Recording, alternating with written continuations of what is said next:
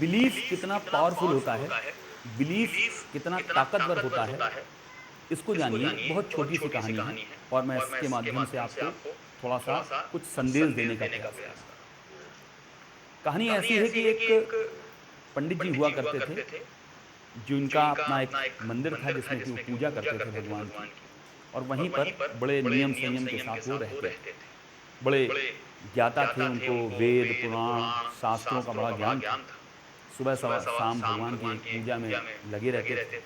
सुबह स्नान करके भगवान का प्रसाद चढ़ाते थे, शाम को भी ऐसे ही करते थे। एक बार और उनका एक छोटा-सा बेटा था, 10 साल का बेटा, छोटा-सा। तो पंडित जी को एक बार बड़े ज़रूरी काम से बाहर जाना पड़ा। तो जब उनको बाहर जाना पड़ा तो उन्हें इस बात की चिंता हुई कि हमारे भगवान की पूजा कौन करेगा? इनको प्रसाद कौन लगाएगा? तो उन्होंने अपने छोटे से बेटे से कहा कि बेटा, मैं गाँव से बाहर जा रहा हूँ और अब ज़िम्मेदारी तुम्हारी है कि भगवान का प्रसाद लगाना। जब भगवान खा लें तभी खाना, उसके पहले मत खाना। तो उसने कहा जी पिताजी, और कह के पंडित जी कुछ दिनों के लिए बाहर चले गए। दूसरे दिन अपने पिता पर विश्वास करते हुए बेटा सुबह-सुबह जागा और उसने स्नान किया, भगवान का भोजन लगाया और भोजन लगा करके सामने रख दिया, प्रसाद के लिए सामने रख दिया, आँख बंद करके बैठ गया कि भगवान मेरा भोजन ग्रहण कीजिए। थोड़ी देर बाद उसने आँख खोली तो देखा कि भोजन तो, ये जो प्रसाद था वो तो वैसे के वैसा रखा हुआ है। तो उसने कहा कि प्रभु, आपने भोजन नहीं ग्रहण किया, और पिताजी तो मेरे कह गए थे कि जब भगवान भोजन कर लें तभी खाना।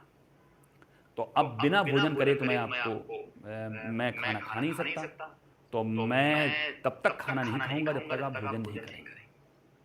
फिर उसने आँख बंद की, थोड़ी देर बाद फिर उसने देखा कि फिर भोजन वैसे रखा हुआ है।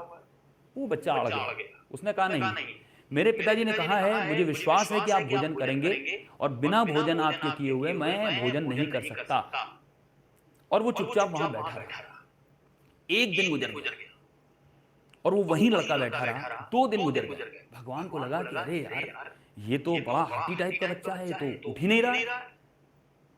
2 दिन बाद भगवान को स्वयं प्रकट होना पड़ा और वो आकर के उसके साथ भोजन उन्होंने किया। उनका कि बेटा अच्छा चलो, तुमने कहा है तो मैंने भोजन तुम्हारे साथ करना है, और साथ में बैठ करके उसने भोजन किया। तो भगवान ने भोजन किया और अब रोज की दिनचर्या यही हो गई कि वो भगवान को भोग लगाता था। तो पहले भगवान स्वयं दर्शन देते थे, उसके बाद भोजन करते थे और करने के बाद ही वो भोजन ग्रहण करता था। कुछ दिन बाद उसके पिताजी लौट करके आए, उसने अपने पिता से कहा, उसके पिता ने पूछा आकर के कि क्या तुम सुबह नहा करके भगवान का भोजन प्रसाद लगाते थे, उनको भोजन कराते थे? तो उसने कहा हाँ पिताजी, मैं भोजन कराता था, और जब तक भगवान भोजन नहीं कर लेते थे तब तक मैं खाता नहीं था।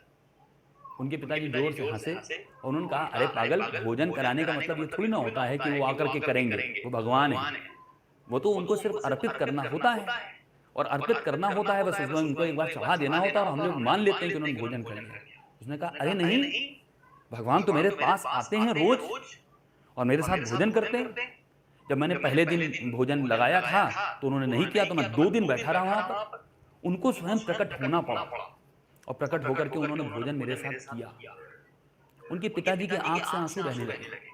उन्होंने कहा कि देखो, मैंने जीवन भर भगवान की पूजा की, वेदों का अध्ययन किया, शास्त्रों का अध्ययन किया, पुराणों का अध्ययन किया, इतना अध्ययन करने के बाद भी मैं भगवान को नहीं पा पाया।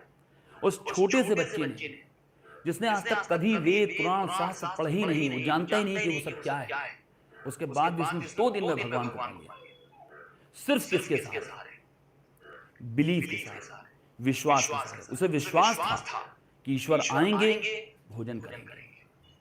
मेरे सिर्फ कहने का अर्थ ये है कि बेटा, सबसे इंपॉर्टेंट चीज, सबसे जरूरी चीज होती है आपका आत्मबल, आपका विश्वास। जब आप अपने ऊपर विश्वास कर लेते हो कि नहीं, ये काम मैं कर लूंगा और ये काम मुझसे हो जाएगा, तो फिर भगवान भी आपके साथ जुड़ जाता है उस काम को करने के लिए।